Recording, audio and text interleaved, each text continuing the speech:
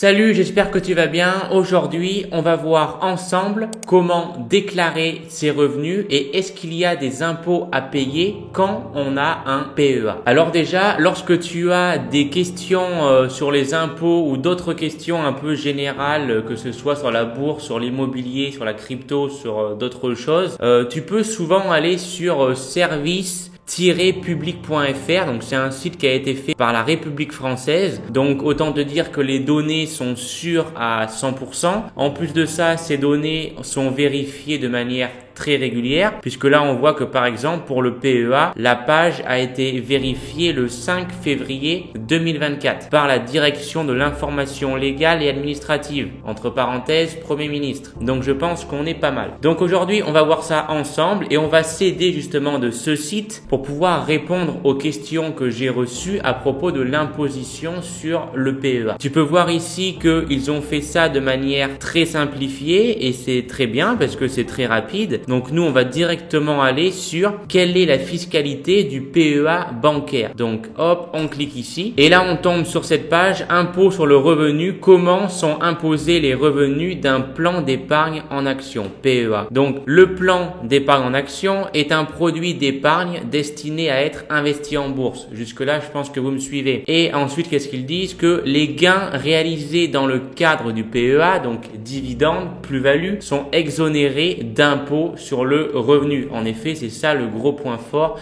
du PEA. Vous avez seulement les prélèvements sociaux à payer sur vos plus-values. Après, il y a quand même deux cas qui s'opposent à ce que je viens de dire. Le premier, c'est si vous faites un retrait sur le PEA avant 5 ans. Donc, par exemple, vous avez ouvert votre PEA le 1er janvier 2020. Et bien, si vous voulez retirer de l'argent le 1er janvier 2024, et bien, en effet, il va y avoir un problème puisque votre PEA n'aura pas encore 5 ans et donc là en fait vous allez d'une payer la flat tax, les 30%, donc comme si vous aviez un compte titre, et de deux vous allez clôturer automatiquement votre PEA. Donc autant vous dire qu'il ne faut mieux pas retirer son argent de votre PEA avant les 5 ans. Et le deuxième cas, c'est un cas vraiment spécifique, je pense que si vous êtes dans ce cas-là, vous n'avez pas besoin de moi pour investir dans le PEA puisque c'est les personnes qui investissent dans des titres non cotés. Donc je pars du principe que quand on investit dans des titres non cotés, c'est qu'on est un investisseur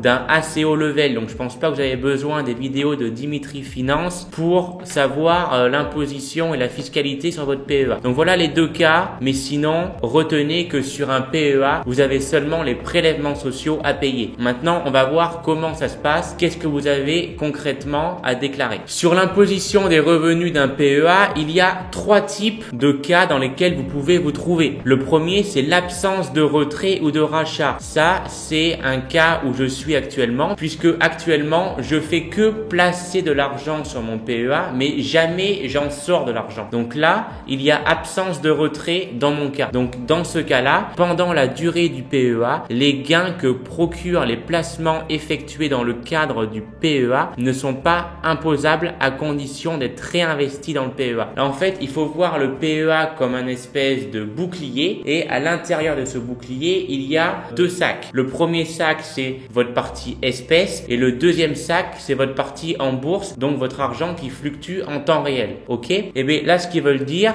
c'est qu'en fait, vous n'enlevez pas de l'argent de votre bouclier. Donc, il n'y a pas d'argent qui sort de votre bouclier et à partir de là, il n'y a pas d'imposition. Donc, vous avez le droit en fait de transférer votre argent de votre sac de bourse à votre sac d'espèces. Vous pouvez acheter, revendre, acheter, revendre, acheter, revendre. Mais le temps qu'il n'y a pas d'argent qui sort du plan d'épargne, eh bien, vous n'êtes pas imposé. C'est ça la magie du PEA, contrairement à un compte titre où là, par contre, dès que vous allez vendre une action ou recevoir des dividendes, eh bien, vous allez devoir payer la flat tax. Alors qu'un PEA, vous ne payez absolument rien. Pas d'impôts, pas de prélèvements sociaux, le temps que l'argent ne sort pas du plan d'épargne. Donc voilà pour cette première condition. Moi, pour l'instant, c'est dans celle-ci que je me situe. Je pense que je vais rester encore dans celle-ci pour encore longtemps puisque moi, le but, c'est que mon PEA atteigne 1 million d'euros. Donc, autant vous dire que je suis pas prêt de sortir de l'argent de mon compte PEA. Le deuxième cas dans lequel vous pouvez vous trouver, il s'agit du retrait ou rachat après 5 ans. En effet, vous avez par exemple, si on reprend notre exemple du point de départ, ouvert votre PEA au 1er janvier 2020, et bien à partir du 1er janvier 2025, vous pourrez par exemple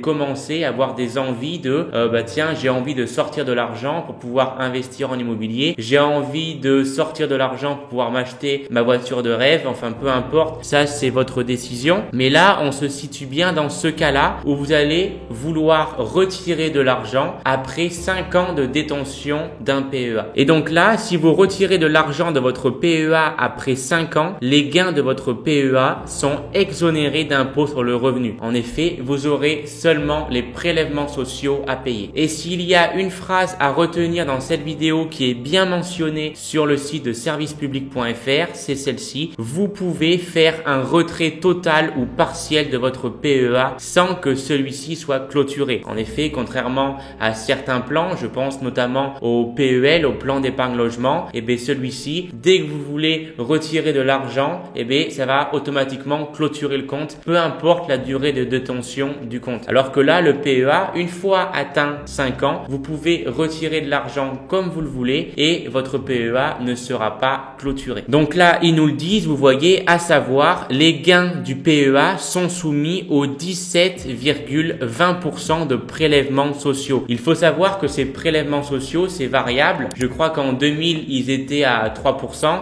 et après, ça augmente. Donc, ces prélèvements sociaux, ce ne sont pas automatiquement 17,20% dans 10 ans. Peut-être que dans 10 ans, les prélèvements sociaux seront évalués à 23%. J'en sais rien. Mais en tout cas, au jour d'aujourd'hui, à la date à laquelle je fais cette vidéo, les prélèvements sociaux sont de 17,20%. Donc, maintenant, vous allez me dire, ok, c'est bien, mais comment je fais pour calculer ce que je vais devoir donner aux impôts? Quelle feuille je vais devoir remplir si je veux retirer de l'argent? Comment ça marche, Dimitri? Et bien là, ce qui est bien avec le PEA, c'est que c'est un compte d'épargne qui a été fait justement seulement en France, qui est disponible juste en France et il me semble en Belgique. Mais donc, toutes les banques qui proposent ce PEA, qui proposent ce type de compte, en fait, vont calculer automatiquement pour vous ce que vous devez aux impôts. Mais pour vous montrer concrètement combien vous allez payer lorsque vous allez par exemple retirer 10 000 euros sur votre PEA, je vous ai fait un petit tableau Excel et on va voir ça tout de suite, une petite simulation de combien vous allez devoir payer de prélèvements sociaux. Donc voilà mon magnifique simulateur d'impôt de PEA ou plutôt simulateur de prélèvements sociaux puisque je vous ai dit après 5 ans il n'y a pas d'impôt. Je préfère répéter au moins, voilà, on est sûr. Donc on part du principe que ça y est, on est au 1er janvier 2025 et vous avez envie de retirer 10 000 euros pour contracter un prêt immobilier. Très bonne décision. 10 000 euros. Ici.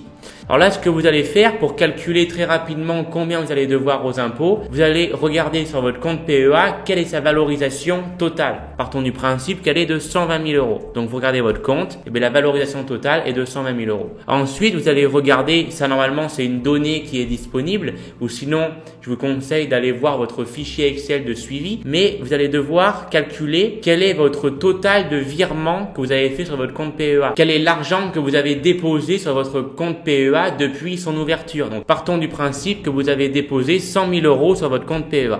Donc, ce qui nous fait une plus-value de 20 000 euros, on est d'accord? Vous avez posé en tout 100 000 euros et aujourd'hui, vous avez 120 000. Ce qui vous fait bien 20 000 euros de plus-value. Ensuite, pour calculer votre montant imposable, ils vont faire ce fameux ratio, le ratio de votre plus-value divisé par la valorisation de votre compte PEA. Me demandez pas pourquoi ils font ce calcul, ils le font et ça permet de calculer un certain ratio de plus-value finalement. Donc ici, on a 17%, ok? Et ensuite, ils vont calculer votre montant imposable, donc en multipliant votre retrait, donc le montant que vous voulez voulez retirer, multiplié par le ratio de 17% ici. Donc voilà, c'est bien le calcul que j'ai fait. Et donc ici, ça va nous donner notre montant imposable. Donc c'est pas ce que vous devez aux impôts, c'est juste votre montant imposable. Donc ici, il est de 1667 euros. Et ensuite, ces 1667 euros, eh bien, ils vont tout simplement les multiplier par 0,172 qui équivaut à 17% pour les prélèvements sociaux. Donc, pour être très clair, pour un retrait de 10 000 euros, vous allez devoir payer en impôts, enfin plutôt en prélèvements sociaux,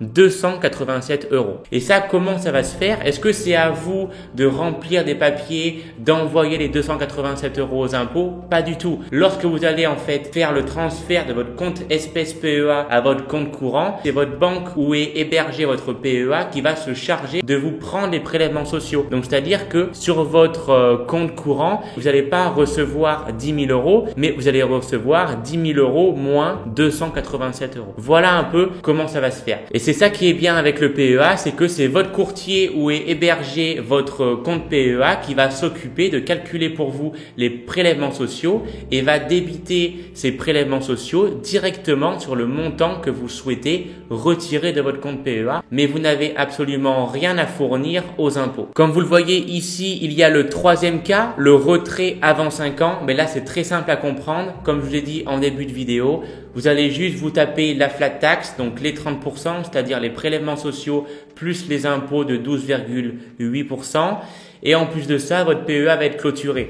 Donc pour moi, je vais même pas trop rentrer en détail dans ce cas-là, puisque pour moi, si vous ouvrez un compte PEA et que vous mettez de l'argent à l'intérieur, ben l'argent que vous mettez à l'intérieur, pour moi, c'est de l'argent que vous êtes prêt à perdre. Alors, j'aime pas dire cette phrase prêt à perdre, mais il faut en être conscient. Voilà, l'argent qu'on met dedans, il faut partir du principe que cet argent est bloqué pour minimum 5 ans. Donc, à partir de là, normalement, personne devrait se retrouver dans cette situation à faire un retrait avant 5 ans, à part s'il vous arrive un très gros problème, ce que je ne vous souhaite pas, bien évidemment. Personne, pour moi, devrait se retrouver dans le cas numéro 3 à retirer son argent de son compte PEA avant les 5 ans. Petite information, sachez que votre courtier est dans l'obligation de vous fournir l'IFU. Donc l'IFU, c'est tout simplement l'imprimé fiscal unique. Et donc cette chose, vous la trouvez sur votre courtier. Donc moi, je suis sur Bourse Direct pour mon PEA, mais sinon tous les courtiers qui proposent des PEA, ça doit être la même chose. Donc vous allez tout simplement, enfin pour ceux qui sont chez Bourse Direct, vous allez sur mes comptes. Ici, vous avez relevé fiscalité et vous avez IFU. Vous cliquez dessus et ici vous avez tous les IFU des années précédentes. Donc voilà, pour moi j'ai juste l'IFU 2023 puisqu'en 2022 j'étais pas encore chez Bourse Direct. Mais voilà, ensuite vous l'ouvrez ce document. Bon, je vais pas l'ouvrir parce qu'il y a pas mal de documents personnels. Je veux bien tout partager, mais peut-être pas ça non plus. Mais par contre là j'en ai un IFU en version vierge. Voilà, c'est ce document là. Et bien ce qui est bien, c'est que votre courtier va tout le remplir pour vous en mettant la désignation du payeur. Ce sera lui en fait, c'est votre banquier, enfin c'est là où votre PEA est hébergé. Et ensuite, ça c'est vous, le bénéficiaire, etc. C'est bien comme ça que c'est fait. C'est pour ça que c'est marqué ici désignation du payeur. C'est que c'est bien votre courtier qui va payer entre guillemets pour vous les prélèvements sociaux, comme je vous disais. Donc voilà. Donc si ça vous intéresse, sachez que votre courtier vous donne tous les ans. Là, je crois que je viens de le recevoir. Votre IFU pour l'année du coup 2023. Donc voilà pour l'année N-1. Voilà. J'espère que cette vidéo vous aura plu. Je pense qu'on a fait un petit tour d'horizon sur l'imposition sur le PEA. Donc j'espère que cette vidéo vous aura plu, cette vidéo vous aura servi et on se retrouve pour une prochaine. C'était Dimitri, ciao.